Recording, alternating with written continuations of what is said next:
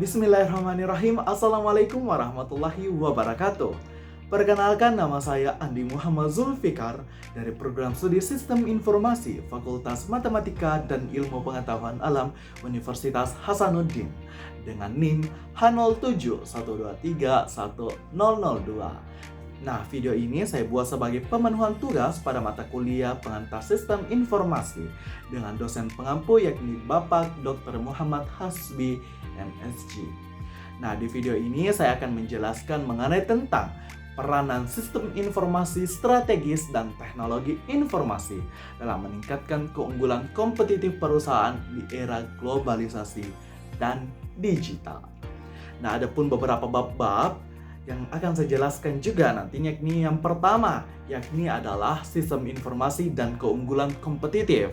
Bab kedua yakni mengenai tentang pengembangan aplikasi perangkat lunak. Bab ketiga yakni tentang globalisasi dan teknologi informasi. Bab 4 perdagangan elektronik. Kemudian bab 5 etika dalam sistem informasi. Kemudian bab 6 tren masa depan dalam sistem informasi.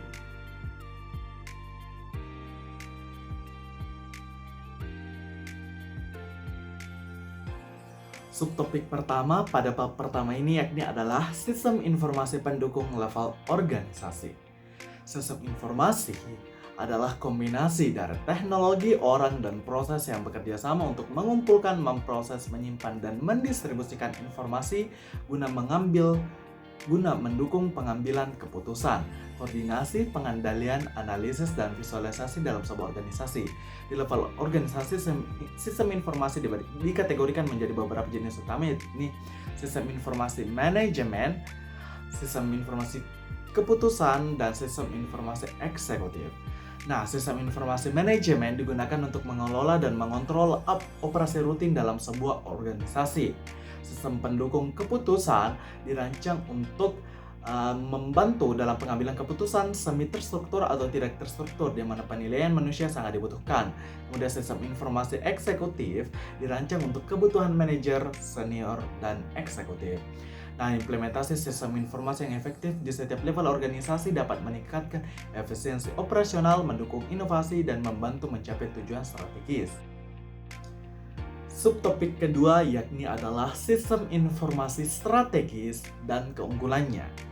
Nah, sistem informasi strategis atau SIS adalah sistem informasi yang digunakan untuk mendukung atau membentuk strategi bisnis perusahaan.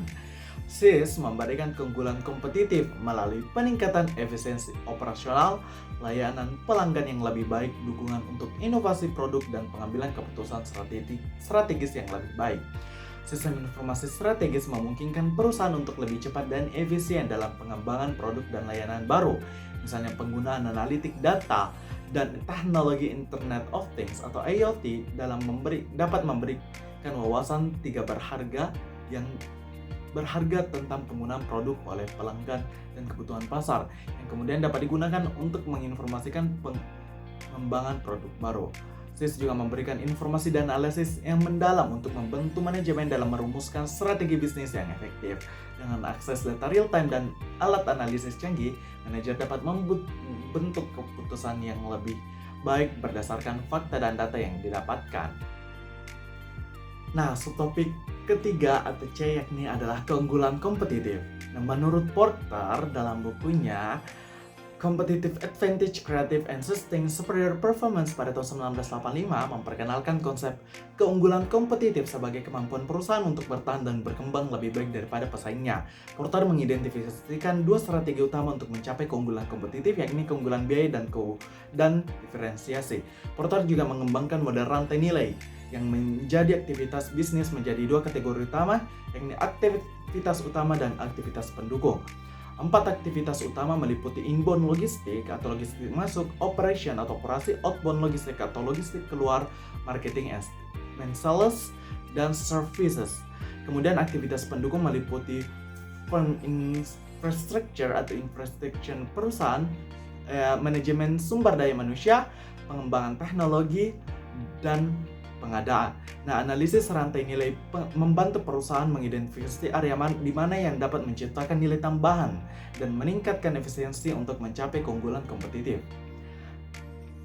Subtopik keempat yakni adalah bagaimana teknologi informasi membantu perusahaan dalam meningkatkan posisi kompetitif.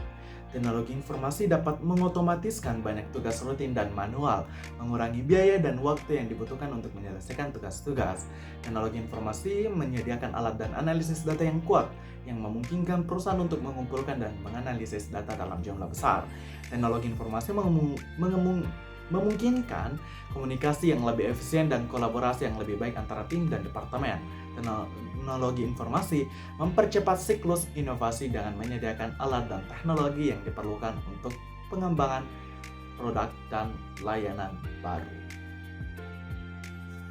Subtopik yang selanjutnya adalah 5 strategi perusahaan dalam mencapai keunggulan kompetitif. Nah, Michael Porter mengidentifikasikan 5 strategi dasar yang dapat digunakan perusahaan untuk mencapai keunggulan kompetitif. Strategi ini meliputi strategi kepemimpinan biaya, diferensial, fokus diferensial, dan inovasi. Yang pertama ini adalah strategi kepemimpinan biaya, di mana berusaha untuk mencapai produsen dengan biaya terendah di industrinya. Kemudian strategi diferensiasi berusaha untuk menawarkan produk atau layanan yang unik dan bernilai lebih tinggi bagi pelanggan. Kemudian strategi fokus biaya mirip dengan kepemimpinan biaya, tetapi perusahaan menargetkan segmen pasar tertentu. Mereka berusaha menjadi produsen dengan biaya terendah di segmen tersebut. Kemudian keempat, strategi fokus diferensiasi menargetkan segmen pasar tertentu dan berusaha menawarkan produk atau layanan yang sangat berbeda dari pesaing di segmen tersebut. Kemudian kelima ini adalah strategi inovasi, berfokus pada pengembangan teknologi baru atau proses bisnis yang secara signifikan meningkatkan efisiensi atau kualitas produk. Subbab keenam yakni adalah pengelolaan sumber informasi dan peran Departemen Sistem Informasi serta penggunaan akhir. Nah, pengelolaan sumber informasi melibatkan serangkaian aktivitas yang mencakup pengumpulan, penyimpanan, pengolahan, dan distribusi informasi. Tujuannya adalah untuk memastikan bahwa data yang tepat tersedia untuk orang-orang yang tepat pada waktu yang tepat. Kemudian Departemen Sistem Informasi atau DSI bertanggung jawab atas pengelolaan infrastruktur TI dan penyediaan layanan TI, teknologi informasi, menyediakan dukungan teknis dan pengelolaan keamanan informasi. Penggunaan akhir adalah individu atau departemen yang menggunakan sistem informasi untuk melakukan tugas sehari-hari. Peran mereka meliputi memasukkan dan memproses data, mengambil keputusan berbasis data, dan memberikan umpan balik. Bab 2. Pengembangan aplikasi perangkat lunak. Subtopik pertama pada bab kedua kali ini yakni adalah yang pertama, proses pengembangan aplikasi perangkat lunak baru. Nah, pengembangan aplikasi perangkat lunak baru terdiri dari serangkaian tindakan yang diperlukan untuk merancang, membuat, menguji, dan memelihara perangkat lunak. Proses ini biasanya dibagi dari berbagai tahap utama dan biasanya dilakukan sesuai dengan metodologi pengembangan perangkat lunak seperti Agile, Waterfall, atau DevOps. Nah, tahap umum dalam pengembangan aplikasi perangkat lunak ini melalui beberapa tahapan berupa yang pertama, tahapan pengembangan aplikasi perangkat lunak, kedua, model pengembangan perangkat lunak, ketiga, tim pengembangan perangkat lunak, keempat, quality assurance, dan kelima yakni adalah proyek pengembangan perangkat lunak. Pertama, tahapan umum dalam pengembangan aplikasi perangkat lunak baru. Nah, yang pertama, analisis kebutuhan atau requirement analysis. Nah, pengumpulan kebutuhan. Poin pertama adalah pengumpulan kebutuhan. Yang ini mengumpulkan kebutuhan dari stakeholder seperti manajemen, tim teknis, dan pengguna akhir. Ini dapat dicapai melalui observasi, wawancara, survei, atau workshop. Kemudian kedua, dokumentasi kebutuhan, menulis spesifikasi kebutuhan yang jelas dan lengkap, biasanya dalam bentuk dokumen spesifik kebutuhan perangkat lunak. Kemudian validasi kebutuhan atau memastikan bahwa semua kebutuhan telah dipahami dengan benar dan dapat diimplementasikan. Tahapan kedua ini adalah perencanaan atau planning. Nah, dalam planning ini yang pertama yakni adalah tentunya penentuan proyek, yakni mengidentifikasi ruang lingkup proyek, jadwal anggaran, dan sumber daya yang diperlukan. Kemudian manajemen risiko, mengidentifikasi potensi risiko yang bisa menghambat proyek dan merencanakan mitigasinya. Kemudian penjadwalan atau membuat timeline proyek dengan milestone yang jelas. Kemudian tahap ketiga itu adalah desain sistem.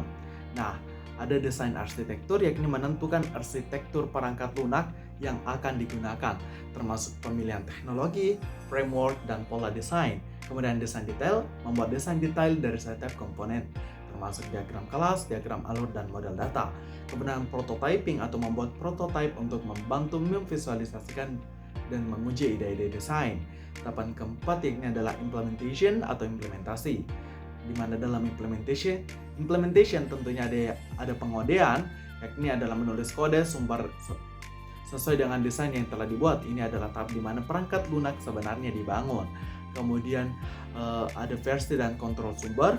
Ini menggunakan sistem kontrol versi seperti Git untuk mengelola perubahan kode dan berkolaborasi dengan tim.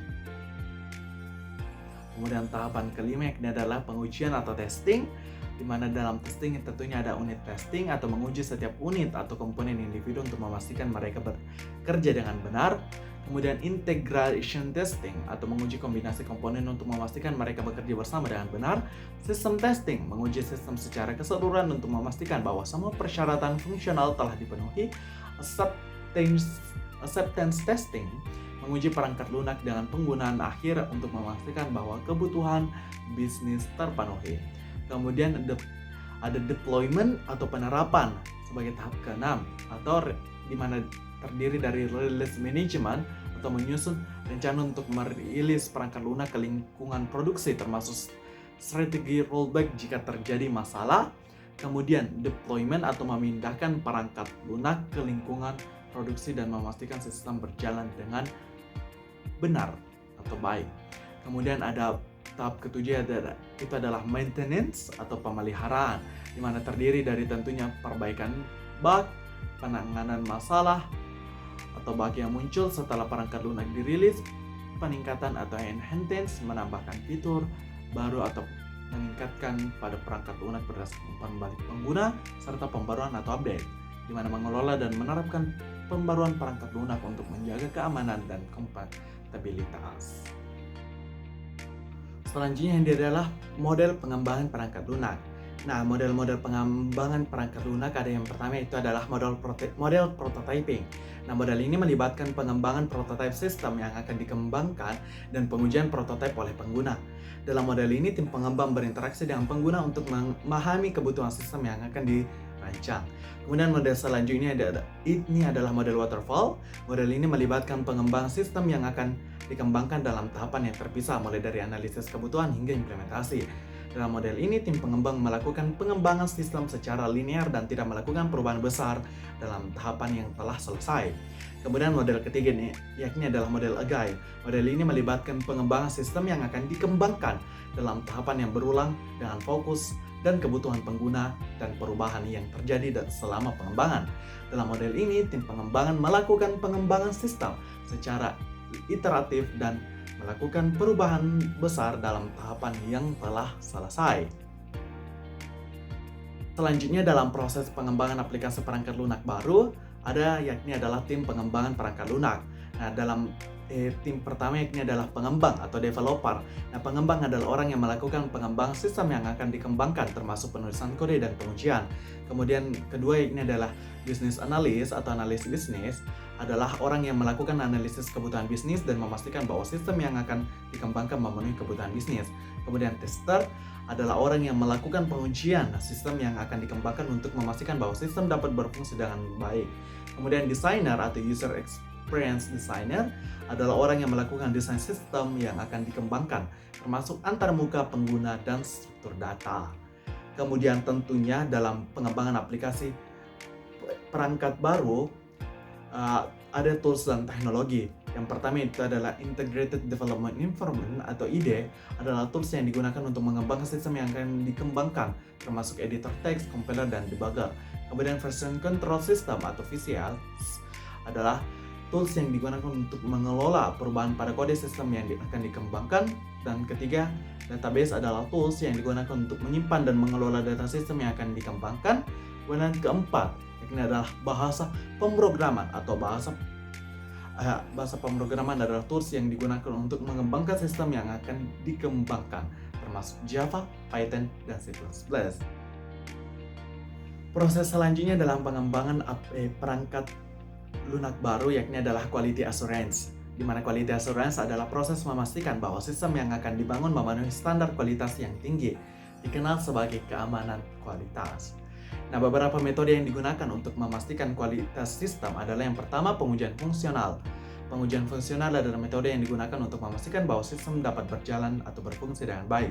Kemudian, pengujian performansi adalah metode yang digunakan untuk memastikan bahwa sistem dapat berfungsi dengan baik dalam skala besar. Dan ketiga, pengujian keamanan adalah metode yang digunakan untuk memastikan bahwa sistem dapat berfungsi dengan baik tanpa terjadi keamanan. Kemudian selanjutnya adalah proyek pengembangan perangkat lunak. Nah, analisis kebutuhan, perencanaan, desain, pengembangan, pengujian, dan implementasi adalah beberapa tahapan yang saling terkait yang terlibat dalam proyek pengembangan perangkat lunak. Tim pengembang harus memastikan bahwa sistem yang akan dikembangkan memenuhi kebutuhan pengguna dan memenuhi standar kualitas yang tinggi. Nah, itulah tadi penjelasan mengenai tentang proses pengembangan aplikasi perangkat lunak baru. Nah, kemudian subtopik selanjutnya pada bab kedua ini yakni adalah perbedaan metodologi pengembangan perangkat lunak. Nah, metodologi pengembangan perangkat lunak digunakan untuk mengatur, merencanakan, dan mengelola proses pengembangan sistem informasi. Berikut ini adalah beberapa contoh metodologi yang umum digunakan dalam pengembangan perangkat lunak. Yang pertama itu adalah waterfall.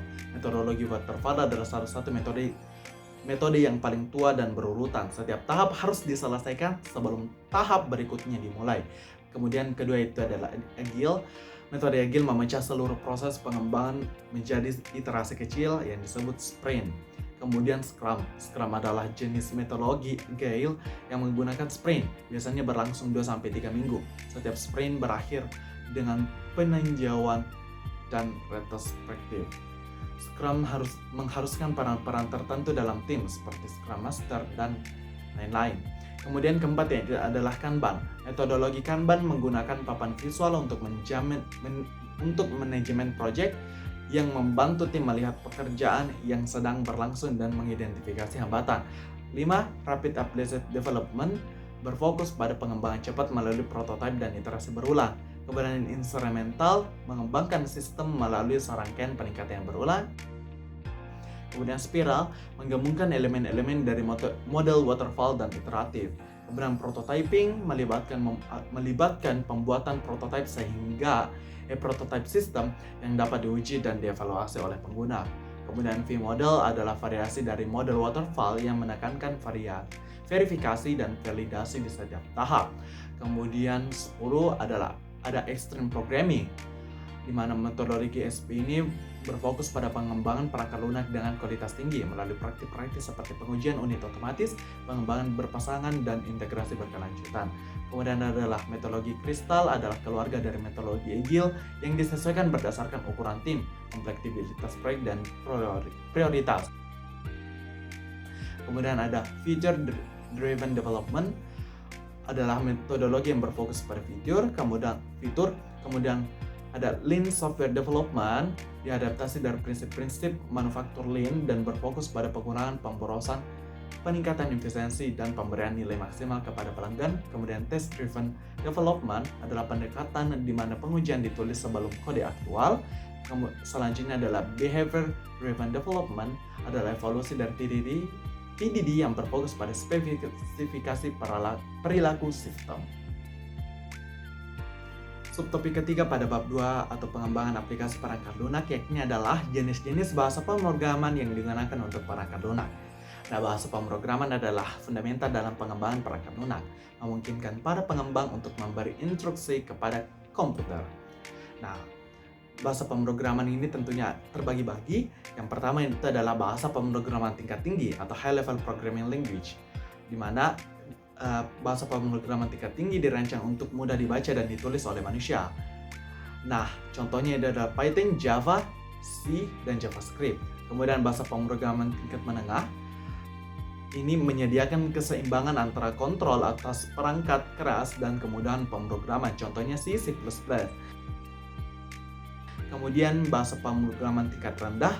Nah, bahasa tingkat rendah beroperasi dekat dengan mesin, memberikan kontrol langsung atas perangkat keras.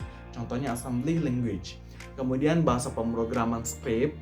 Nah, bahasa script digunakan untuk menulis script yang mengotomatisasi tugas atau mengelola lingkup runtime tertentu. Contohnya JavaScript, PHP, Perl, dan Ruby. Kemudian bahasa markup.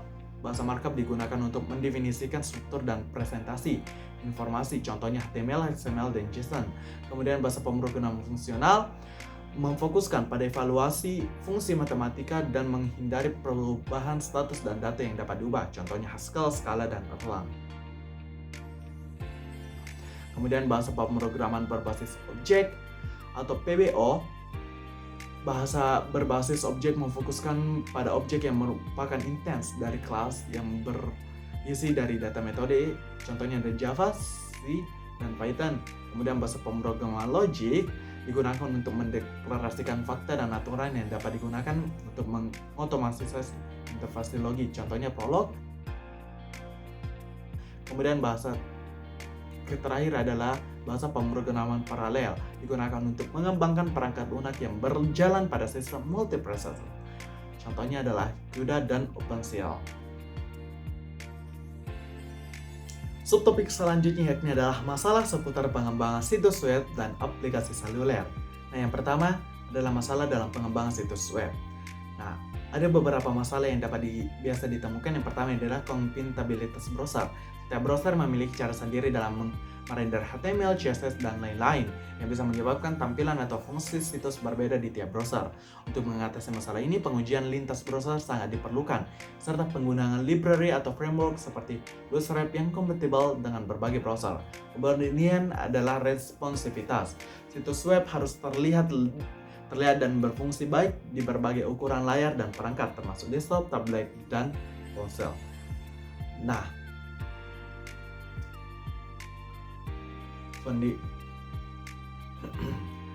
kemudian ketiga adalah kecepatan dan performa. Situs web yang lambat dapat mengurangi pengalaman pengguna dan perangkat SEO. Oleh karena itu, optimalisasi gambar, minifikasi CSS dan JavaScript caching, dan penggunaan konten delivery network adalah langkah-langkah yang penting untuk meningkatkan kecepatan dan performa situs web.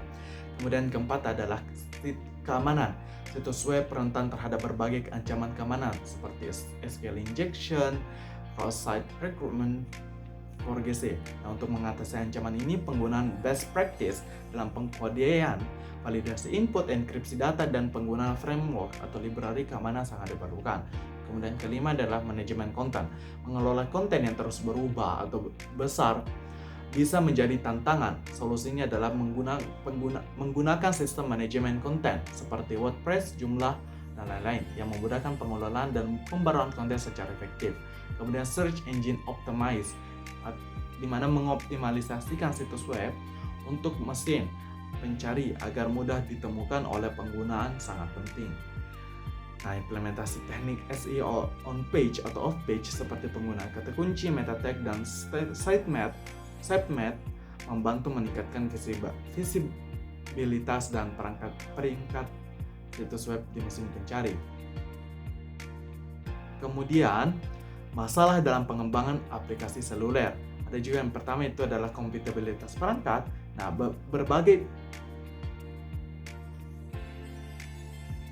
selanjutnya, masalah dalam pengembangan aplikasi seluler. Kompatibilitas perangkat menjadi masalah pertama, di mana berbagai perangkat dengan berbagai ukuran layar, resolusi, dan spesifikasi hardware memerlukan adaptasi aplikasi agar berfungsi optimal di semua perangkat. Untuk mengatasi masalah ini, pengujian pada berbagai perangkat sangat penting. Kemudian, masalah kedua yakni adalah fragmentasi sistem operasi. Versi berbeda-beda dari sistem operasi iOS atau Android memiliki fitur dan batasan yang berbeda. Solusinya adalah dengan mendukung versi OS yang paling umum digunakan dan melakukan pengujian untuk memastikan aplikasi berjalan dengan baik. Masalah ketiga adalah kinerja dan konsumsi baterai. Aplikasi yang boros sumber daya dapat mengurangi kinerja perangkat dan mempercepat habisnya baterai. Oleh karena itu, optimalisasi kode, pengelolaan memori yang efisien, dan penggunaan layanan background dengan bijak sangat penting untuk meningkatkan kinerja dan efisiensi konsumsi baterai. Masalah keempat yakni adalah keamanan aplikasi. Nah, aplikasi seluler tentunya sangat rentan terhadap ancaman seperti sniffing data dan akses tidak sah. Untuk mengatasi ini, tentunya penggunaan enkripsi data app yang aman dan teknik obfuscation untuk kode sumber sangat diperlukan untuk menjaga keamanan data. Kemudian pengalaman pengguna. Nah, pengalaman pengguna yang buruk dapat menyebabkan penurunan pengguna aplikasi. Solusinya tentunya mendesain yang semenarik mungkin. Kemudian masalah keenam ini adalah distribusi dan pembaruan.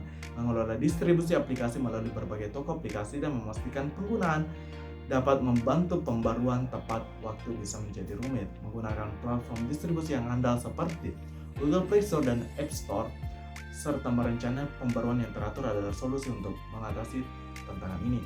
Kemudian masalah ketujuh adalah konektivitas dan sinkronisasi data. Mengelola koneksi jaringan yang tidak stabil dan sinkronisasi data antar perangkat bisa menjadi tantangan.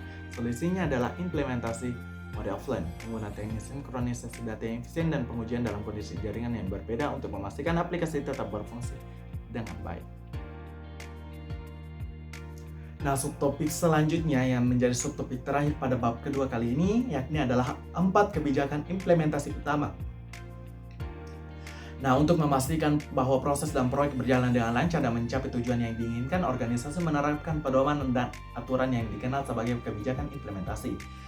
Kebijakan pertama adalah kebijakan manajemen proyek, di mana mengatur bagaimana proyek direncanakan, dilaksanakan, dipantau, dan diselesaikan. Tujuan utamanya untuk memastikan bahwa proyek diselesaikan tepat waktu, sesuai anggaran, dan memenuhi standar kualitas yang ditetapkan. Komponennya ada perencanaan, pengelolaan proyek, dan pengendalian proyek. Kemudian kebijakan kedua ini adalah kebijakan keamanan informasi yang bertujuan untuk melindungi informasi organisasi dari ancaman, kerentanan, dan insiden keamanan. Ada komponen seperti akses kendali, pengelolaan ancaman dan kerentanan, pelatihan dan kesadaran, serta kebijakan penanggulangan insiden. Kemudian ada kebijakan ketiga yakni adalah kebijakan pengembangan sumber daya manusia. Nah, kebijakan ini mengatur bagaimana organisasi mengelola, mengembangkan, dan mempertahankan karyawannya. Tujuannya untuk memastikan bahwa tenaga kerja yang kompeten, termotivasi, dan sejahtera. Dengan berbagai komponen seperti rekrutmen dan seleksi, pelatihan dan pengembangan, pengendalian proyek, serta kompensasi dan tunjangan. Kemudian kebijakan keempat adalah kebijakan pengelolaan teknologi informasi. Kebijakan ini memastikan bahwa penggunaan teknologi informasi dalam organisasi mendukung tujuan bisnis dan dilakukan dengan cara yang efisien, aman, dan sesuai dengan regulasi. Komponennya seperti perencanaan TI, pengelolaan infrastruktur teknologi informasi, manajemen layanan TI, dan kepatuhan dan audit teknologi informasi. Bab 3, globalisasi dan teknologi informasi. Nah, di bab 3 ini yakni globalisasi dan teknologi informasi yang akan saya jelaskan subtopik pertama yakni yang tentunya adalah konsep globalisasi.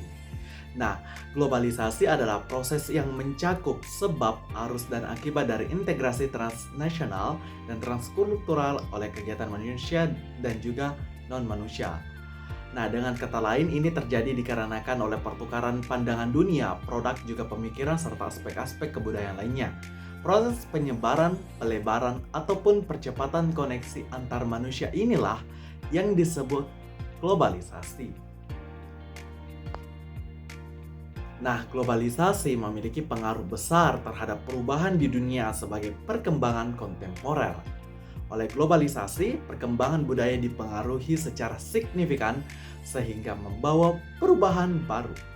Efek globalisasi yang dapat menghubungkan daerah-daerah terpencil membentuk peristiwa-peristiwa di tempat lain berdasarkan kejadian lokal, maupun sebaliknya. Sebab kedua yakni adalah peran IT atau informasi teknologi dalam globalisasi. Nah, kemunculan internet merupakan faktor utama dalam globalisasi yang semakin mendorong penyebaran dan ketergantungan aktivitas ekonomi dan budaya antar wilayah. Nah, adapun berikut merupakan peran-peran informasi teknologi dalam globalisasi. Pertama, mempercepat pertukaran informasi dan produk sehingga meningkatkan saling ketergantungan aktivitas ekonomi antar negara yang diakibatkan oleh perkembangan infrastruktur transportasi dan telekomunikasi. Kedua, meningkatkan kesadaran global sebab perkembangan media massa yang memungkinkan konsumsi pengalaman budaya yang beragam sehingga terjadi peningkatan interaksi kultural. Ketiga, mengembangkan komunikasi global sehingga memungkinkan interaksi antara individu di suatu lokasi dengan orang lain di belahan dunia lain. Empat, meningkatkan pengaruh perusahaan multinasional oleh pengaruh pasar dan ekonomi di negara-negara berbeda yang saling ketergantungan. Sebab selanjutnya pada bab globalisasi dan teknologi informasi yakni adalah masalah yang dialami perusahaan saat menghadapi ekonomi global. Nah, jadi globalisasi ternyata juga melahirkan beberapa masalah-masalah atau impact-impact. Yang pertama yakni adalah kompleksitas manajemen. Nah, ekonomi global memiliki jangkauan yang universal sehingga operasional pun lebih luas. Oleh karena itu, dalam manajemen pun lebih kompleks agar dapat mencapai efisiensi dan efektivitas. Kedua, pengaruh teknologi dan digitalisasi. Teknologi yang terus berubah seiring perkembangan zaman menyebabkan perusahaan harus beradaptasi agar tetap mampu dalam berkompetisi. 3. Ketergantungan sumber daya. Perusahaan multinasional tentunya membutuhkan lebih banyak sumber daya sehingga bergantung kepada sumber daya ataupun tenaga kerja yang terbatas. 4. Cyber security. Semakin besar perusahaan, maka semakin luas juga arah ancaman yang mungkin datang. Salah satu ancaman terbesar adalah keamanan data perusahaan. Pencurian data perusahaan dapat membahayakan perusahaan jika digunakan oleh kompetitor. Kemudian masalah kelima yakni adalah pengaruh ekonomi global. Perusahaan harus mempertimbangkan pengaruh ekonomi global seperti krisis keuangan, perubahan pasar, dan perubahan kebijakan ekonomi. Pengaruh ini dapat mempengaruhi keberlangsungan bisnis dan memerlukan strategi adaptasi yang tepat. Kemudian kita akan beralih kepada subtopik selanjutnya.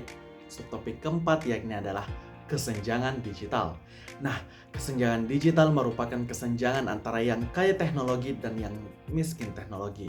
Maksudnya apa? Nah, dalam artian kesenjangan digital adalah perbedaan antara orang-orang yang dapat dan mampu mengakses teknologi dengan orang yang tidak dapat mengakses teknologi. Nah, berikut ada 3 tahapan kesenjangan sosial menurut Nielsen. Pertama, penggunaan media digital. Nielsen menemukan bahwa 64% pemirsa di Asia memilih layanan video streaming, tetapi TV tradisional masih mendominasi anggaran iklan. Hal ini menunjukkan bahwa kesenjangan di digital dapat mempengaruhi media digital yang berbeda-beda di antara berbagai negara dan populasi. Kedua, penggunaan teknologi mobile. Nah, Nielsen juga menemukan bahwa penetrasi smartphone di seluruh Asia telah mencapai 90%, yang mengukuhkan perubahan konsumsi media dan kebiasaan interaksi di kawasan Asia.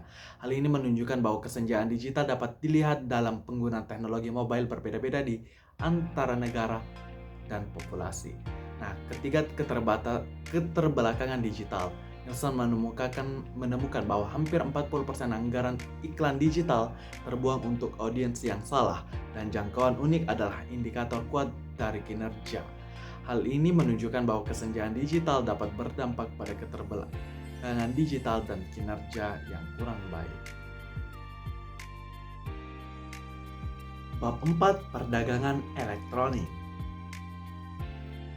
Nah, subbab pertama pada bab 4 perdagangan elektronik ini yakni adalah perdagangan elektronik termasuk ruang lingkup, manfaat, keterbatasan, dan jenis. Nah, e-commerce atau perdagangan elektronik merujuk pada penggunaan dari internet dan web untuk bertransaksi bisnis. Secara lebih formal, e-commerce adalah tentang menyediakan transaksi komersial secara digital, baik antara organisasi dan individual. Hal ini berarti bahwa transaksi komersial yang terjadi pada internet dan web melibatkan pertukaran nilai, misalnya uang. Nah, melintas batasan organisasi atau individu sebagai imbal hasil dari produk dan jasa. Nah, selanjutnya ini adalah manfaat e-commerce bagi perusahaan. Nah, tentunya e-commerce memiliki banyak manfaat bagi perusahaan. Salah satunya yakni adalah yang pertama, memperluas jangkauan pasar. E-commerce memungkinkan perusahaan untuk menjangkau pasar yang lebih luas, baik dalam negeri maupun global, tanpa membuka toko secara fisik di setiap lokasinya. Kemudian, efisiensi biaya sewa tempat. Nah, dengan memiliki toko online, tentunya perusahaan tidak perlu lagi membangun toko di satu area atau wilayah untuk menjangkau target pasar baru. Ini tentunya menghemat biaya sewa tempat. Kemudian C, efisiensi biaya operasional.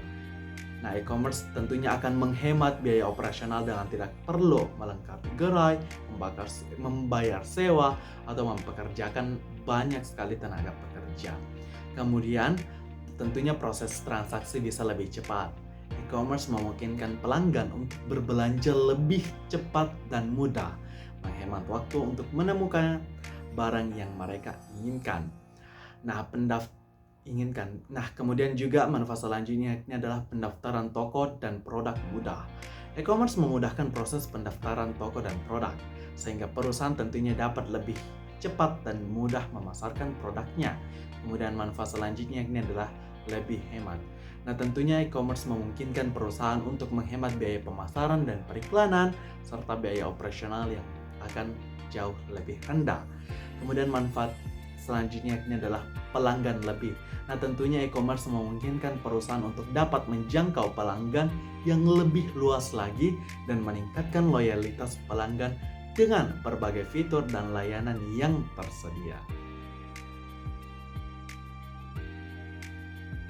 Nah, selanjutnya kita akan beralih kepada manfaat e-commerce bagi pelanggan. Nah, selain manfaat e-commerce tadi bagi perusahaan, tentunya manfaat e-commerce juga ada bagi pelanggan. Yang pertama yakni adalah fleksibilitas pengiriman. Nah, e-commerce memungkinkan pelanggan untuk mendapatkan barang pesanan melalui pengiriman dengan jasa ekspedisi, sehingga proses pengiriman menjadi lebih lancar. Kemudian kedua, kemudahan pembayaran dan catatan transaksi. Nah, e-commerce menyediakan beragam metode pembayaran seperti transfer bank, kartu kredit, e-wallet, dan pembayaran digital lainnya. Ini tentunya memudahkan pelanggan dalam memilih cara pembayaran yang paling nyaman bagi mereka. Nah, selain itu pelanggan juga mendapatkan catatan transaksi yang lebih lengkap lagi dan mudah diakses. Kemudian manfaat selanjutnya yakni adalah akses ke produk yang lebih beragam. Melalui e-commerce, pelanggan memiliki akses ke berbagai produk dari seluruh dunia yang mungkin tidak tersedia di toko fisik lokal. Ini memberikan pelanggan lebih banyak pilihan dan kesempatan untuk menemukan produk yang lebih sesuai dengan kebutuhan dan preferensi mereka. Kemudian manfaat keempat yakni adalah harga yang lebih kompetitif. Nah, e-commerce sering menawarkan harga yang lebih kompetitif dibandingkan toko fisik karena penjual dapat menghemat biaya operasional. Selain itu, pelanggan juga dapat mudah membandingkan harga dari berbagai penjual untuk mendapatkan penawaran terbaik dalam waktu yang singkat. Kemudian manfaat kelima yakni adalah kemudahan akses dan kenyamanan berbelanja. Nah, e-commerce tentunya memungkinkan pelanggan untuk berbelanja kapan saja dan di mana saja, hanya dengan perangkat yang terhubung ke internet. Ini memberikan kenyamanan lebih karena pelanggan tidak perlu mengunjungi toko fisik. Tentunya hal ini akan menghemat waktu dan usaha.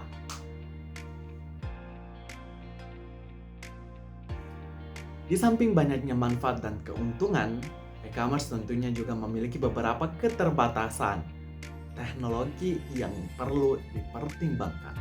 Salah satu keterbatasan tersebut adalah tidak adanya standar yang diterima secara universal untuk kualitas dan keamanan. Hal ini berarti perusahaan harus berinvestasi dalam teknologi dan prosedur yang lebih baik untuk memastikan keamanan transaksi. Kemudian ada juga mengenai tentang keterbatasan non-teknologi. Nah, keterbatasan non-teknologi juga dapat menjadi hambatan besar bagi e-commerce. Salah satu contoh adalah masalah keamanan dan privacy. Masalah ini dapat membuat pelanggan ragu untuk membeli produk secara online. Oleh karena itu, perusahaan harus berinvestasi dalam strategi pemasaran yang lebih baik untuk meningkatkan kepercayaan pelanggan.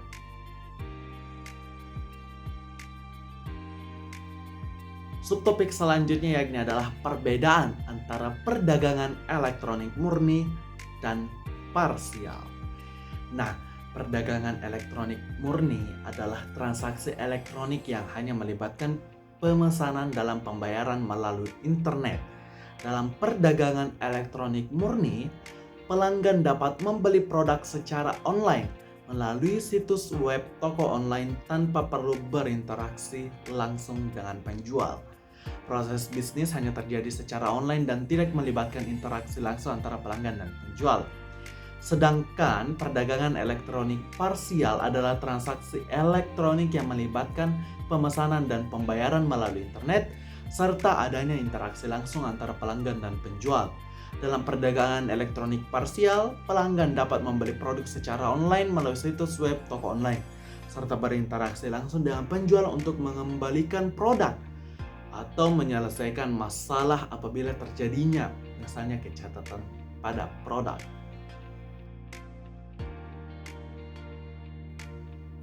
Nah, selanjutnya tentunya perdagangan elektronik murni memiliki beberapa kelebihan. Seperti yang pertama, efisiensi secara biaya. Nah, perdagangan elektronik murni dapat menghemat biaya operasional tentunya karena tidak perlu membuka toko fisik atau menghabiskan biaya tenaga kerja. Kemudian tentunya lebih cepat. Perdagangan elektronik murni dapat memungkinkan pelanggan untuk membeli produk dengan lebih cepat dan mudah karena proses transaksi dapat diselesaikan secara online. Dan manfaat ketiga yakni adalah perdagangan elektronik murni dapat memungkinkan penjual untuk menjangkau pasar yang lebih luas lagi karena tidak terbatas oleh lokasi fisik. Namun, perdagangan elektronik murni juga tentunya memiliki beberapa kelemahan-kelemahan. Seperti yang pertama, tidak adanya interaksi langsung.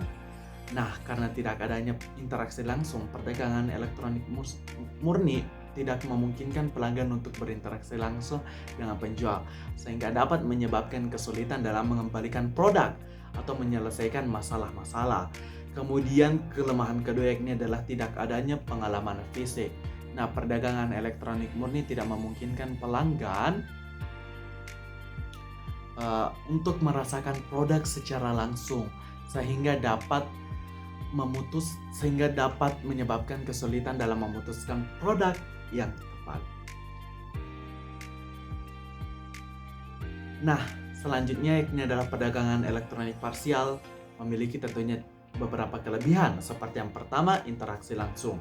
Perdagangan elektronik parsial memungkinkan pelanggan untuk berinteraksi langsung dengan penjual sehingga lebih mudah mengembalikan produk atau menyelesaikan apabila terjadi masalah. Kemudian pengalaman fisik. Nah, perdagangan elektronik parsial memungkinkan pelanggan untuk merasakan produk secara langsung sehingga dapat lebih mudah memutuskan produk mana yang akan lebih tepat untuk dibeli. Nah, tentunya perdagangan elektronik parsial juga ada memiliki beberapa kelemahan. Nah, seperti kelemahan pertama yakni adalah biaya operasional tinggi. Nah, perdagangan elektronik parsial dapat memerlukan biaya operasional yang lebih tinggi karena harus membuka toko fisik dan menghabiskan biaya tenaga kerja yang lebih banyak. Kemudian kelemahan kedua yakni adalah lebih rumit. Perdagangan elektronik parsial dapat lebih rumit karena melibatkan interaksi langsung antara pelanggan dan penjual, sehingga dapat menyebabkan kesulitan dalam mengembalikan produk atau menyelesaikan masalah.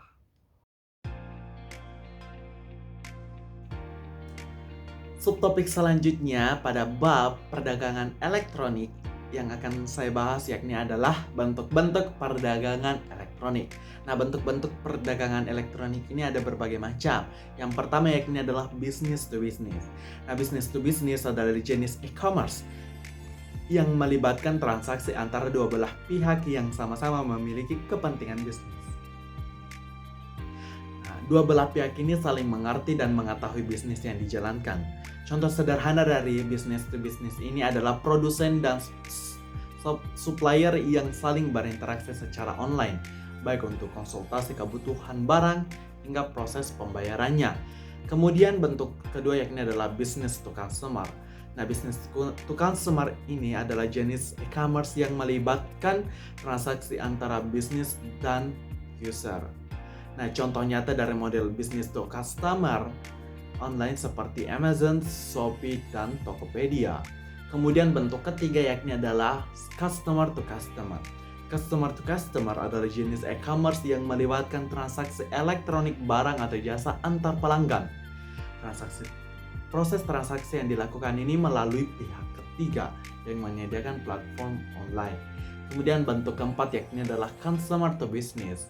Jenis e-commerce customer to business adalah kebalikan dari customer to consumer. Di website dengan jenis ini terjadi transaksi dari konsumen ke perusahaan. Contoh dari customer to business adalah platform yang menyediakan jasa perorangan untuk mendukung aktivitas bisnis, seperti freelancer dengan harga-harga yang beragam.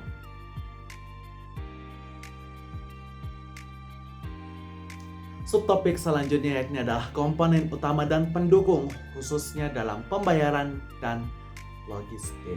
Nah, yang akan saya jelaskan pertama yakni adalah komponen utama pada pembayaran. Nah, adapun beberapa komponen utama dalam pembayaran, yang pertama yakni adalah gateway pembayaran. Nah, komponen yang menangani otorisasi dan pengolahan transaksi pembayaran antara pembeli dan penjual disebut gateway pembayaran. Contohnya adalah PayPal, Stripe, dan Square. Kemudian komponen kedua ini yakni adalah prosesor pembayaran. Entitas yang memproses transaksi kartu kredit dan debit. Mereka bertanggung jawab untuk memindahkan uang dari rekening pelanggan ke rekening penjual. Komponen ketiga yakni adalah bank penerbit. Bank penerbit ialah bank yang mengeluarkan kartu kredit atau debit kepada pelanggan. Mereka memverifikasi dan menyetujui transaksi yang dilakukan oleh pemegang kartu. Kemudian keempat yakni adalah bank acquirer atau bank acquirer atau lembaga keuangan yang memproses pembayaran untuk pedagang dan menerima dana dari transaksi kartu kredit. Kemudian pada logistik, komponen utama pada logistik yakni yang pertama manajemen rantai pasokan. Nah, koordinasi semua aktivitas yang terlibat dalam produksi, pengiriman, dan pengolahan produk dari pemasok ke konsumen. Kemudian manajemen gudang. Nah, manajemen gudang merupakan sistem yang mengelola penyimpanan, pemeliharaan, dan pengiriman barang gudang. Komponen ketiga yakni adalah distribusi dan pengiriman. Proses mengirimkan produk dari gudang atau pusat distribusi ke pelanggan akhir. Kemudian keempat yakni adalah pemantauan dan pelacakan. Sistem yang digunakan untuk melacak status dan lokasi pengiriman barang secara real time.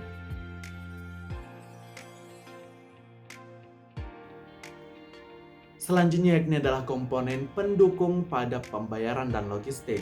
Yang akan saya jelaskan pertama ini adalah pembayaran, di mana komponen pendukung pertamanya ini adalah keamanan pembayaran, yang terdapat juga autentikasi dua faktor.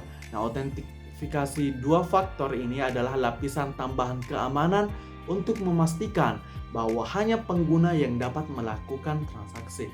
Kemudian ada juga enkripsi data, yakni teknologi yang melindungi data sensitif selama transaksi dengan mengenkripsinya, sehingga hanya pihak yang berwenang yang dapat membaca data tersebut. Kemudian ada penanganan kecurangan, sistem yang mendeteksi dan mencegah aktivitas penipuan dalam transaksi pembayaran. Kemudian komponen kedua yakni adalah manajemen pelanggan, di mana terdiri beberapa hal juga, yakni adalah pertama layanan pelanggan, tim atau sistem yang menyediakan dukungan bagi pelanggan terkait dengan transaksi pembayaran.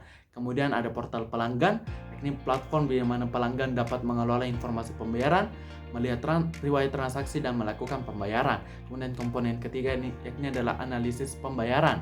Nah, ada juga di analisis pembayaran terdapat juga beberapa, yakni seperti manajemen risiko, yakni sistem yang menganalisis data transaksi untuk mengidentifikasi dan mengurangi risiko penipuan atau kegagalan transaksi. Kemudian ada juga pelaporan keuangan atau sistem yang menghasilkan laporan keuangan terkait transaksi pembayaran atau pemantauan dan audit. Kemudian komponen pendukung untuk logistik. Komponen pertama yakni adalah optimisasi rute, di mana optimasi rute seperti perencanaan rute, yakni algoritma dan sistem yang menentukan rute pengiriman terbaik berdasarkan faktor-faktor seperti jarak, waktu, dan biaya. Kemudian seperti juga manajemen inventaris, sistem yang mengelola stok barang, memastikan ketersediaan, dan juga mengoptimalkan penyimpanan. Kemudian ada komponen kedua, yakni adalah teknologi Internet of Things atau IoT, di mana ada beberapa seperti pelacakan real time, yakni pengguna sensor IoT untuk melacak lokasi dan kondisi barang selama pengiriman, seperti juga pemantauan kondisi barang. Teknologi yang memonitor kondisi fisik barang seperti suhu, kelembapan, dan guncangan selama perjalanan. Kemudian ada komponen ketiga, yakni adalah manajemen transportasi, yang contohnya seperti sistem manajemen transportasi atau TMS, yang merupakan perangkat lunak yang membantu merencanakan, melaksanakan, dan mengoptimalkan pengiriman barang. Kemudian contohnya juga yakni adalah koordinasi pengiriman. Nah, proses pengorganisasian dan penjadwalan pengiriman untuk memastikan efisiensi dan kecepatan.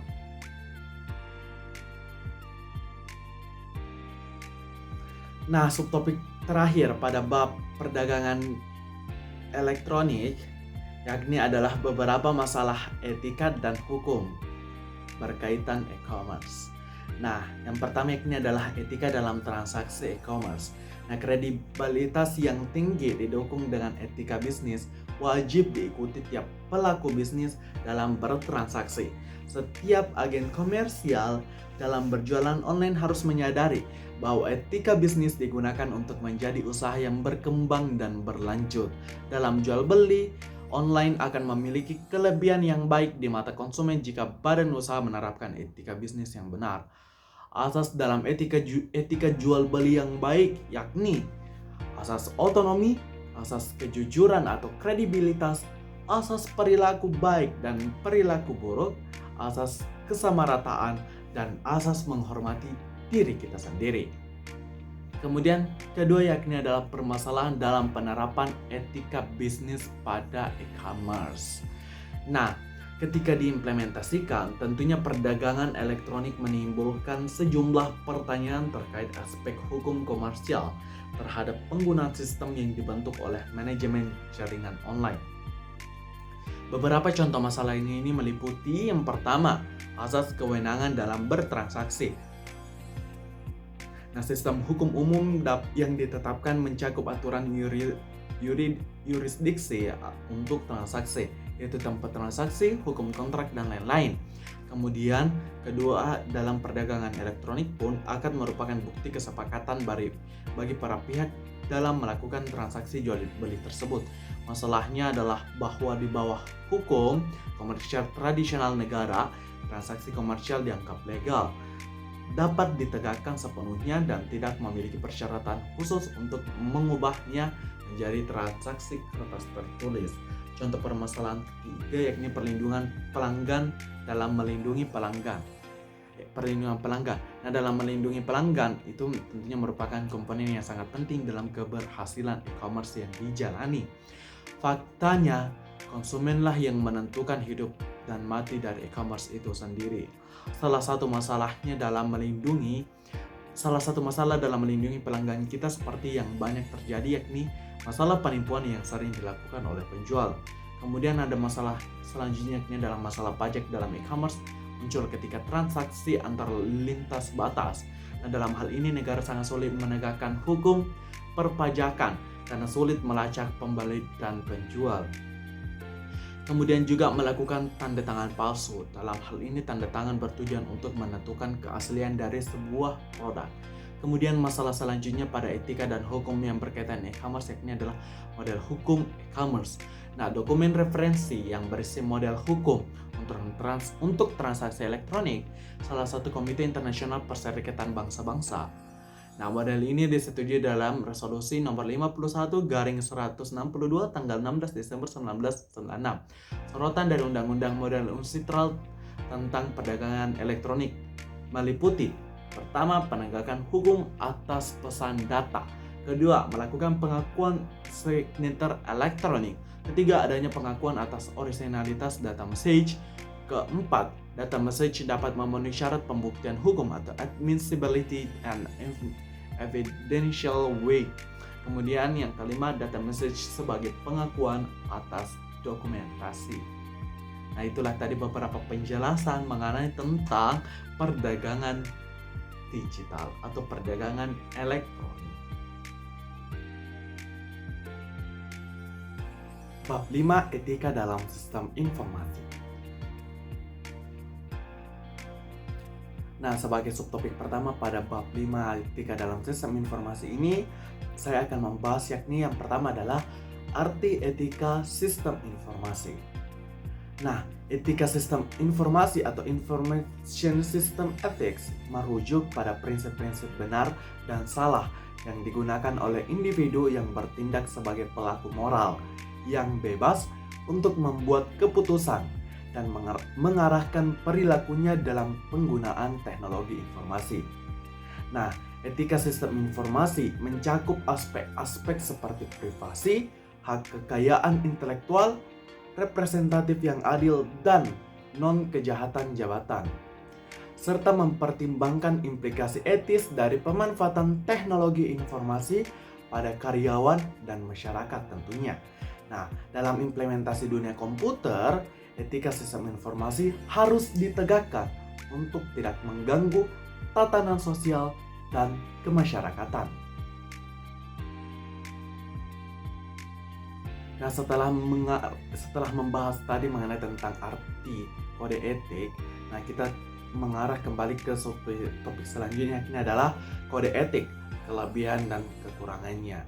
Nah, yang pertama tentunya kita harus mengetahui apa sih arti dari kode etik itu. Nah, kode etik ini adalah suatu set standar moral yang diterapkan dalam suatu organisasi, profesi, atau industri untuk mengarahkan perilaku dan keputusan para anggotanya. Nah, kode etik ini berisi prinsip-prinsip yang dianggap benar dan salah, serta pedoman yang digunakan untuk memutuskan apa yang harus dilakukan dan apa yang tidak boleh dilakukan. Nah, selanjutnya kelebihan kode etik.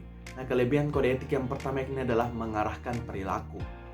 Nah, maksudnya apa? Kode etik ini tentunya membantu mengarahkan perilaku para anggota organisasi agar sesuai dengan standar moral yang telah ditetapkan.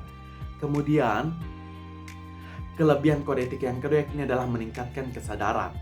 Nah, kode etik meningkatkan kesadaran para anggota tentang implikasi etis dari keputusan dan tindakan mereka. Kemudian kelebihan ketiga yakni adalah mengurangi konflik. Kode etik tentunya dapat mengurangi konflik yang timbul dari perbedaan pendapat dan nilai-nilai yang berbeda. Kemudian selanjutnya dapat meningkatkan kepercayaan. Nah, kode etik tentunya dapat meningkatkan kepercayaan masyarakat terhadap suatu organisasi dan profesi. Selanjutnya yakni adalah kekurangan kode etik. Kekurangan pertama dari kode etik ini adalah tentunya adanya keterbatasan. Kode etik tidak dapat menjamin bahwa para anggota akan selalu mengikuti standar moral yang telah ditetapkan. Kedua yakni adalah ketergantungan pada kesadaran. Nah, kode etik ternyata akan menimbulkan ketergantungan pada kesadaran para anggota untuk memahami dan mengikuti standar moral yang telah ditetapkan. Kemudian ketiga, adanya keterbatasan dalam mengatasi konflik. Nah, kode etik ternyata tidak dapat menjamin bahwa konflik yang timbul dapat segera diatasi atau diselesaikan. Kemudian kekurangan keempat, adanya ketergantungan pada kepemimpinan. Ternyata kode etik menyebabkan bergantung pada kebijakan dan pengawasan dari pimpinan organisasi untuk terus diterapkan dan diawasi. Nah, berbicara mengenai tentang kode etik, tentunya kita juga akan berbicara juga mengenai tentang kekayaan intelektual. Nah, di mana pada bab ini sebagai subtopik ketiga yakni adalah kekayaan intelektual, hak cipta, paten, dan merek dagang. Nah, tentunya kita harus mengetahui terlebih dahulu apa sih itu kekayaan intelektual. Nah, kekayaan intelektual atau intellectual property adalah hak-hak yang diberikan oleh hukum untuk melindungi hasil karya intelektual seperti ide, penemuan, desain, dan karya seni. Kekayaan intelektual meliputi adanya hak cipta, hak paten, merek dagang, dan hak milik lainnya. Nah, pertama yakni adalah hak cipta. Nah, hak cipta atau copyright adalah hak yang diberikan oleh hukum untuk melindungi karya-karya budaya seperti buku, lagu, film, dan karya seni lainnya. Hak cipta memberikan hak kepada pemilik untuk pertama, menggunakan karya. Nah, hak cipta memberikan hak kepada pemilik untuk menggunakan karya-karya mereka sendiri. Kemudian hak kedua untuk mengubah karya. Nah, hak cipta memberikan hak kepada pemilik untuk mengubah karya-karya mereka sendiri. Kemudian hak ketiga yakni adalah tentunya hak untuk mengedarkan karya. Nah, hak cipta memberikan hak kepada pemilik tentunya untuk dapat mengedarkan karya-karya mereka sendiri lebih luas lagi. Kemudian ada paten. Paten adalah hak yang diberikan oleh hukum untuk melindungi penemuan-penemuan yang baru dan berguna tentunya. Nah, paten ini akan memberikan hak-hak kepada pemilik untuk yang pertama, hak untuk menggunakan penemuan. Nah, hak paten ini memberikan hak kepada pemilik untuk menggunakan penemuan-penemuan mereka itu sendiri. Kemudian hak untuk mengubah penemuan. Paten memberikan hak kepada pemilik untuk dapat mengubah penemuan-penemuan mereka sendiri. Kemudian ada hak ketiga yakni adalah hak mengedarkan penemuan. Nah, paten juga tentunya dapat memberikan hak kepada pemilik untuk mengedarkan penemuan-penemuan mereka sendiri. Kemudian di hak paten itu kita juga mengenal dengan adanya merek dagang. Nah, merek dagang atau trademark adalah hak yang diberikan oleh hukum untuk melindungi baik itu nama, logo, atau desain yang digunakan oleh suatu perusahaan atau individu atau badan usaha untuk membedakan produk atau jasa mereka dari produk atau jasa lainnya. Nah, merek dagang ini juga tentunya dapat memberikan hak-hak kepada pemilik yang tentunya yang pertama yakni adalah hak untuk penggunaan merek. Nah, merek dagang memberikan hak kepada pemilik untuk menggunakan merek mereka sendiri. Kemudian hak untuk mengubah merek. Nah, merek dagang tentunya dapat memberikan hak kepada pemilik untuk mengubah merek dagang sendiri. Kemudian hak untuk mengedarkan merek. Nah, merek dagang atau trademark juga tentunya dapat memberikan hak kepada pemilik untuk mengedarkan merek mereka sendiri.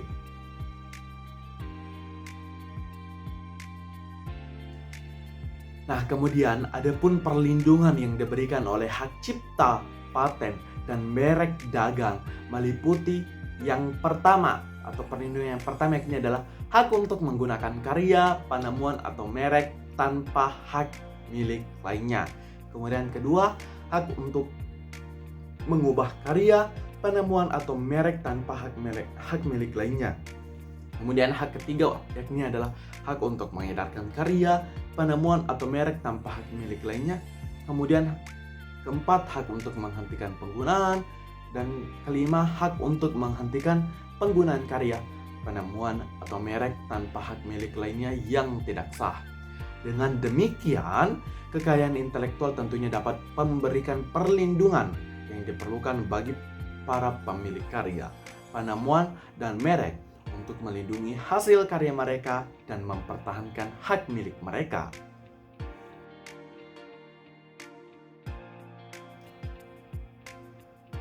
Kemudian selanjutnya kita akan beralih kepada subtopik keempat pada bab kelima ini yakni adalah tantangan yang dibawa teknologi informasi ke privasi individu.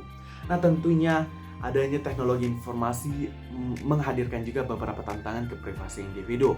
Salah satunya yakni yang pertama yakni adalah pertumbuhan data yang eksplosif. Nah, pertumbuhan data yang eksplosif membawa tantangan etis yang signifikan, terutama terkait dengan data pribadi yang sangat sensitif. Data pribadi dapat terjebak dalam arus data besar, meningkatkan resiko pelanggaran privasi. Oleh karena itu, perlu adanya pemikiran yang etis dalam cara data dikumpulkan, disimpan, dan digunakan.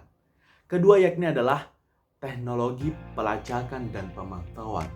Nah, kita tentunya sudah tahu bersama bahwa teknologi pelacakan dan pemantauan telah mencapai tingkat kecanggihan teknologi yang memungkinkan individu untuk dilacak dalam segala hal. Nah, tantangan etika muncul dalam pertanyaan, sejauh mana sih pemantauan dapat dilakukan tanpa mengorbankan privasi? Nah, ini menimbulkan perdebatan besar tentang batasan yang harus diterapkan untuk menjaga keseimbangan antara manfaat teknologi dan hak privasi individu. Kemudian ketiga ini adalah pengolahan big data dan analis prediktif. Nah, pengolahan big data dan analis prediktif memungkinkan organisasi untuk mengidentifikasi tren dan pola dengan tingkat akurasi yang tinggi. Namun, muncul pertanyaan tentang etika mengenai bagaimana data pribadi digunakan untuk mengambil keputusan yang dapat memengaruhi hidup seseorang.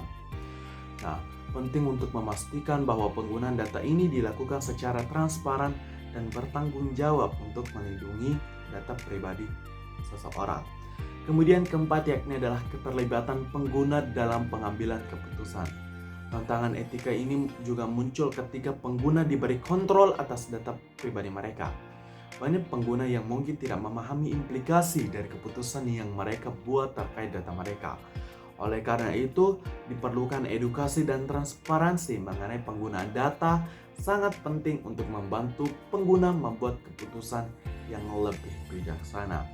Kemudian, tantangan kelima yakni permasalahan keamanan dan pelanggaran data. Nah, pelanggaran data dan serangan cyber ternyata dapat mengakibatkan kebocoran informasi pribadi yang sangat serius.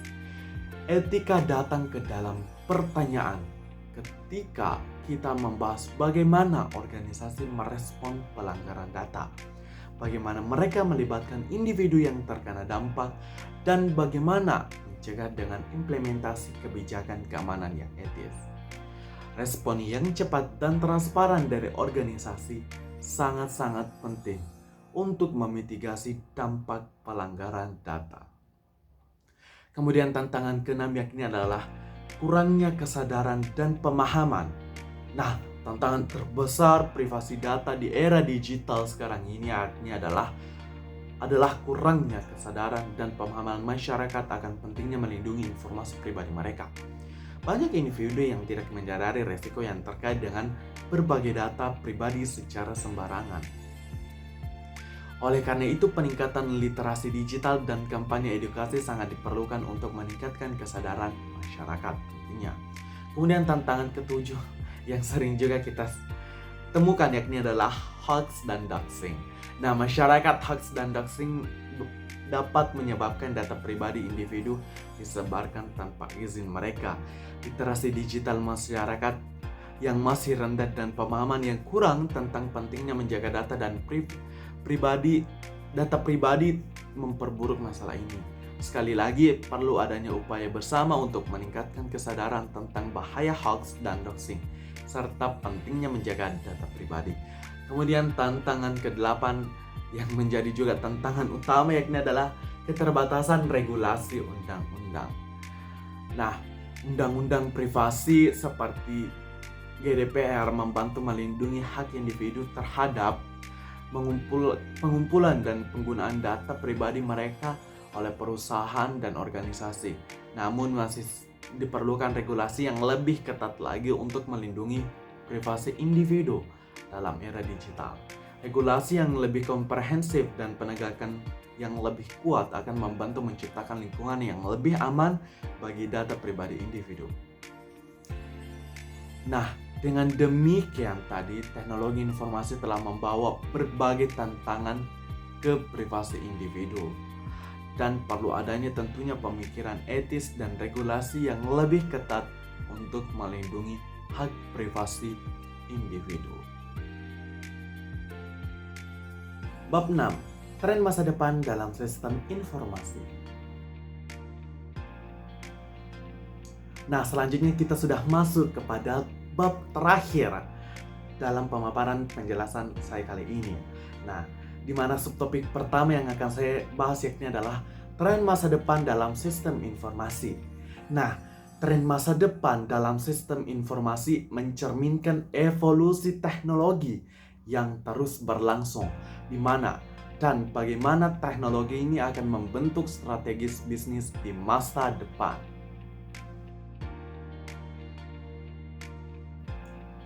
Beberapa tren utama yang diprediksi akan mendominasi adalah sebagai berikut. Yang pertama yakni adalah kecerdasan buatan dan pembelajaran mesin. Nah, kita tentunya sudah tidak asing lagi dengan kata kecerdasan buatan atau AI. Nah, penggunaan kecerdasan buatan atau AI dan pembelajaran mesin atau machine learning akan semakin mendalam dan luas lagi. Sistem informasi tentunya akan lebih mampu mengolah data secara otomatis, membuat prediksi yang lebih akurat, dan memberikan rekomendasi yang lebih baik lagi untuk pengambilan keputusan. Kemudian tren kedua yang diprediksi akan mendominasi yakni adalah Internet of Things atau IoT.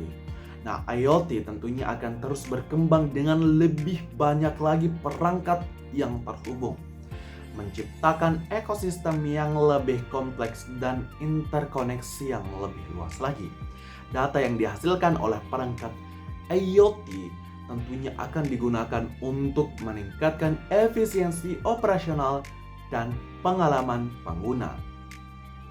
Kemudian tren ketiga yakni adalah blockchain dan teknologi buku besar terdistribusi. Nah, teknologi blockchain akan semakin diadopsi untuk berbagai aplikasi, termasuk manajemen rantai pasokan, keamanan data, dan transaksi keuangan. Keamanan dan transparansi yang ditawarkan oleh blockchain akan menjadi daya tarik utama bagi berbagai industri.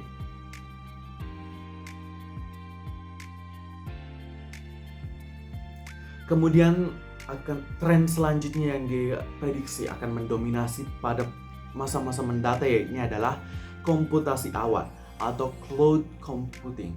Nah, tren menuju adopsi cloud akan tentunya terus berlanjut dengan semakin banyaknya perusahaan yang mengalihkan infrastruktur teknologi informasi mereka ke cloud. Ini akan memungkinkan skalabilitas yang lebih besar lagi, fleksibilitas operasional, dan pengurangan biaya tentunya.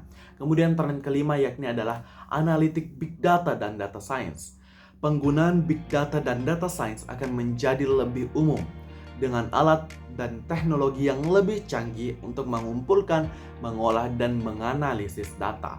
Ini tentunya akan membantu perusahaan dalam mengidentifikasi tren pasar, memahami perilaku pelanggan, dan tentunya mengoptimalkan operasi bisnis. Kemudian tren keenam yakni adalah keamanan cyber atau cyber security. Dengan meningkatnya ancaman keamanan cyber, investasi dalam teknologi keamanan akan sangat meningkat dan dibutuhkan.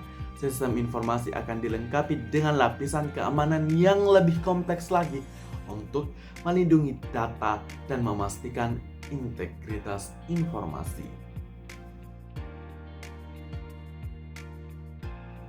Tren selanjutnya yakni adalah tren ketujuh yakni adalah realitas virtual atau virtual reality atau yang biasa dikenal VR, dan realitas tambahan atau augmented reality atau AR.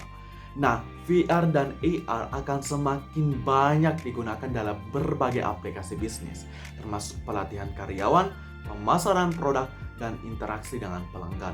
Teknologi ini tentunya akan memberikan pengalaman yang lebih imersif dan interaktif. Kemudian tren ke-8 yakni adalah smart city atau kota pintar. Nah, pengembangan kota pintar akan menggunakan sistem informasi tentunya untuk mengelola infrastruktur kota, layanan publik, dan sumber daya secara lebih efisien. Nah, teknologi ini tentunya akan membantu menciptakan lingkungan perkotaan yang lebih berkelanjutan dan nyaman. Kemudian tren ke-9 yakni adalah 5G dan jaringan komunikasi masa depan.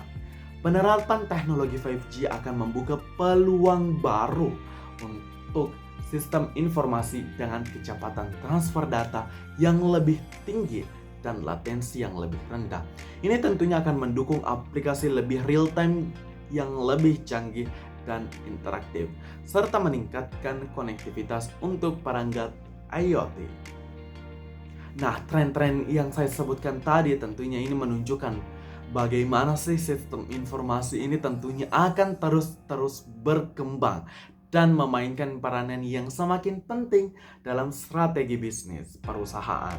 Nah, dengan mengikuti dan mengadopsi tren-tren ini, perusahaan tentunya dapat meningkatkan daya saing mereka dan tetap relevan di pasar global yang terus berubah-ubah sesuai dengan zaman. Nah, berakhirnya penjelasan mengenai bab 6 ini tentunya berakhir pula lah penjelasan secara keseluruhan saya mengenai tentang peranan sistem informasi strategis dan teknologi informasi dalam meningkatkan keunggulan kompetitif perusahaan di era globalisasi dan digital. Nah, tadi penjelasan saya itu tentunya terbagi dari beberapa bab atau lebih tepatnya 6 bab, di mana bab pertama yakni tadi kita sudah membahas mengenai tentang sistem informasi dan keunggulan kompetitif. Kemudian bab kedua juga saya sudah menjelaskan mengenai tentang pengembangan aplikasi perangkat lunak. Bab ketiga mengenai tentang globalisasi dan teknologi informasi. Bab keempat perdagangan elektronik. Bab kelima etika dalam sistem informasi, dan bab 6 sebagai penjelasan terakhir saya tadi ini adalah mengenai tentang tren masa depan dalam sistem informasi. Nah, tentunya sebagai kesimpulan pada penjelasan saya tadi, tentunya kita bisa tarik kesimpulan bahwa di era globalisasi dan digitalisasi sekarang ini, tentunya sistem informasi strategis dan teknologi informasi berperan krusial dan penting dalam meningkatkan keunggulan kompetitif perusahaan. Sistem informasi strategis mendukung level organisasi, menerapkan strategi kompetitif porter, dan mengelola informasi secara efektif. Teknologi informasi juga tentunya mempercepat pengembangan perangkat lunak, mendukung globalisasi, dan tentunya memperluas perdagangan elektronik. Tapi tentunya terlepas dari hal itu, penting sekali etika dalam sistem informasi dan adaptasi terhadap tren teknologi masa depan menjadi kunci keberhasilan perusahaan di pasar global. Nah, itulah tadi penjelasan secara singkat saya. Mohon maaf apabila masih ada kekurangan. Saya Andi Muhammad Zulfikar dengan NIM H07231002 pamit undur diri. Wassalamualaikum warahmatullahi wabarakatuh. Terima kasih telah menonton.